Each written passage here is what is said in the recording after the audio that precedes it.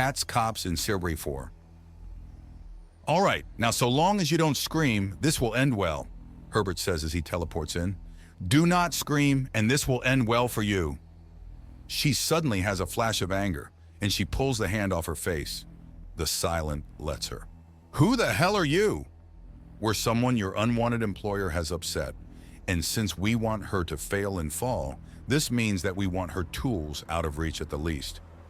So do you have any problem with being sent with a large amount of money to another world to start over while one of our agents uses your face and name to gather information on Miss Small and her boss?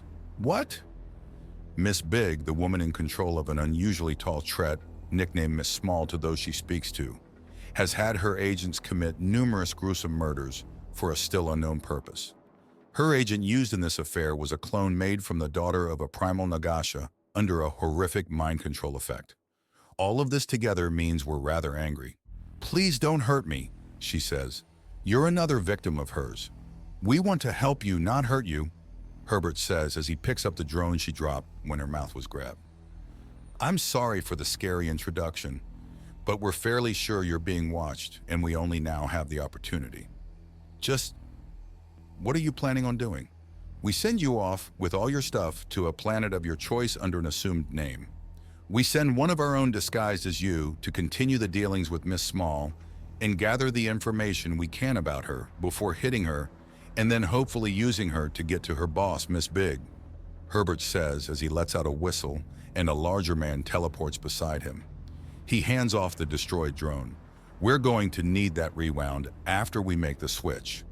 What if I say no? Then we do this a different way, a way that likely puts you in harm's way. What? We can't let your forced employer get away, which means that we're watching when you take the pay and the next job. If that happens, there's a chance we get spotted and you get disposed of. If you simply don't take the job, then the consequences from your boss shows up. Look, I know this feels horrible, looks worse, and sounds like I'm trying to kill you, but I'm trying to help you. You're in a horrible situation and the cleanest way for you to get out is to let me help you. This is completely over my head. I'm just a drone jockey. I make videos and play the war droid circuit. I make the flyby shots in commercials. Why the hell am I spying on criminal bosses and cops? She demands in a panicked tone, and the silence hand clamps around her mouth again. Take the volume level down, please, Herbert says as the man who took her drone teleports back in. Ah, good. Compliments of my agency, miss. You lost one drone? Here's another 3, still in the box. She says in confusion before looking at him. You can really get me out of this? No strings? Only string is you have to leave Centris to be completely safe, Herbert says, and she sighs. Fine. I tried to make it in the big planet and I've been barely scraping by. I know. You're on your final notice for rent, Herbert says, and she gives him an upset look. Care to go back to your homeworld? Yes, she says. Excellent, Herbert says with a smile as a woman teleports in. Miss Nondescript here is going to be you for a few days to a few weeks. So while we pack up for you, mind giving her a crash course on everything that is Icity Harris? The dead drop is exactly where Miss Small said it was. Izite sighs in fear and discomfort. All the money is there in her instructions. The woman underneath doesn't know the language, but the pin-sized camera woven into her hair can read it, and the tiny earpiece that resembles a normal piercing relays what she would read. As per instructions, she burns the note before looking around in fear, clearly terrified of whatever may be haunting her. For a moment, a long-tailed white figure watches from a distant rooftop before flying away under its own power. A shadow follows it, quick and quiet. Isiti is well aware of her watcher even as she finds her way through the city. A hand removed. It's actually fairly clever, akin to people that stick directed frenzy patches on random protesters to turn it into a legit riot. Get the actual target killed in the seemingly random violence.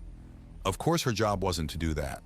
It was to get a certain target alone, to get her to wander off without escort to someplace unseen. The exact where did not matter, so long as she was alone for a single minute.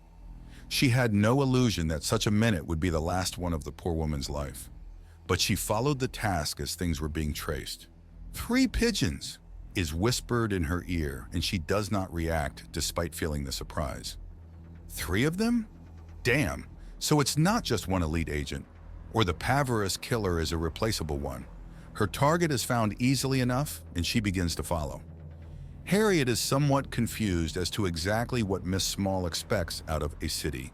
The bitch destroyed her last proper drone, and the girl doesn't have the skills, contacts, or personality to actually do anything. Miss Harris is the kind of young, over-eager civilian girl that gets chewed up and spat out by gigantic, uncaring cities like Centris. The kind of girl that's hot shit at whatever she's good at back home, but just barely average among the massive swarm in a more populated place. All she can do at the moment is trust her team will get something done before she's forced to improvise. And improvising is rarely as subtle as you want it to be.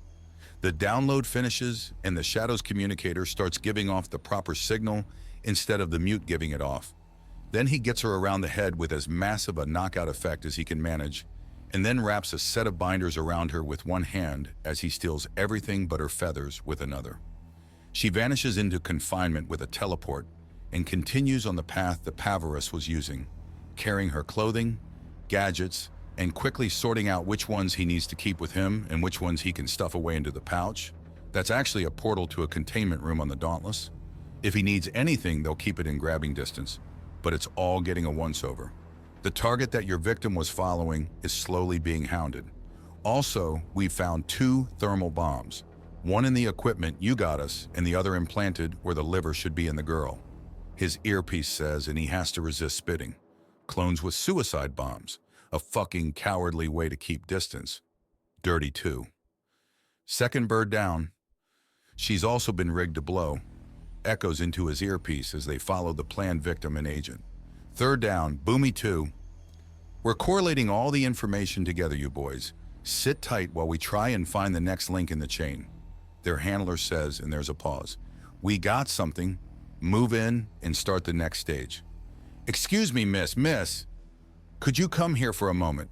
We need to speak. It's urgent, Isidi says, and the businesswoman in question blinks before looking at her. What's this about? Something important, but private, I assure you, Isidi says, and she sighs before walking over. Isidi leans in close. You're in great danger. I've replaced the agent they were sending after you, but someone's marked you for a gruesome death. We need to go. Now.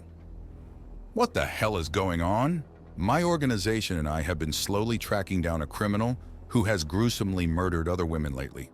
You might have even heard about it as you work at the same corporation, Solid Security Incorporated. What? I mean, I had heard that there was some... I'm next. They nearly got the owner. Now, are you willing to come with me? Or do we have to keep a tail on you at all times? Isit demands a confused and scared woman. A tail? I don't have a tail, I'm a Lutrin. I have antenna. Ma'am, you're an educated and fully mature woman without a history of brain damage or retardation. Act like it, Isidi says in a very tart tone as she breaks character a little to try and focus the bitch. Look, this is absurd. I'm just going to... She begins before Isidi grabs her and pulls her out of the line of attack from a snick that smells of blood. The woman screams even as Isidi slams an axiom effect into her to teleport her to safety, and then is instantly on the attack. Her initial knee to the face would have ended the fight in the first move, but the snicked manages to dodge just enough that she's sent skidding instead of knocked the hell out. What the? She begins to say before her instincts have her duck and dodge the whisper, quiet disruption needle soaring at her. We've been... She doesn't get further than that, as Harriet, no longer bothering to pretend to be a Sitai, rushes forward and manages to get a jab into her throat to cut off her using any kind of voice-activated device. The snicked slashes at her twice before pivoting on a foot and swinging a leg to try and knock her off balance. Harriet catches the leg and kicks out the snicked woman's leg. Another whisper, quiet needle is sent out, and this time it lands home in the assassin's shoulder. She shudders and goes still. Frisk her for bombs, implanted and worn, her handler tells her, and she quickly goes through the assassin's gear before her eyes widen. She's got an implant! Get me some backup, Harriet declares, and the backup sniper lands next to her, and his hands start doing something odd. He pulls out the needle and puts a hand on the snick's face to make her go still before Harriet reaches towards where she detected the implant. and after a moment her hands phase through solid matter and wrap around a spherical item that she then phases into the same frequency. She then pulls it out, and that's definitely a bomb. Good shooting. Puck kept pulling to the left. This thing needs to be recalibrated. Her Overwatch says, and she huffs. Just take the compliment, you dope, she says, and he smirks. So do you think the big part is going well? Someone's got to be screwing up somewhere. Hopefully it's the other side. But be ready to move. Duh. Still, Civvy's out of harm's way and a bunch of agents nabbed. Even if Big goes to ground, we'll know a lot more about her. Fist slams into where a kidney should be, knocking back but causing no major pain to an unusually large target. A second one kicks to the back of the knee to throw away her balance even as the Tret woman is brought into the hands of the Silence. The axiom flow is resisted by a tattoo under her hair, and she teleports towards a safe house, only to finally start to panic as the two assaulters follow her through the teleport and renew their assault. With the easy and painless knockout method out of reach, they go the old-fashioned route and bounce the woman's head off the wall, hard enough to dent the wall and crack the skull ever so slightly. She's out like a light from the concussion, and the two Silent begin searching the area. Moments later, a large figure in a prosthetic body with a very nondescript face that's almost entirely hidden by mutton chops and a burly mustache appears among them. From the eyes of the prosthetic body, powerful scans sweep the safe house, and he nods. Good show, lads. There is an enormous amount here, and our dear friend does not have a bomb implanted, meaning she's likely far less replaceable than the others. One of the Silent holds up a data slate, and the robotic figure takes it.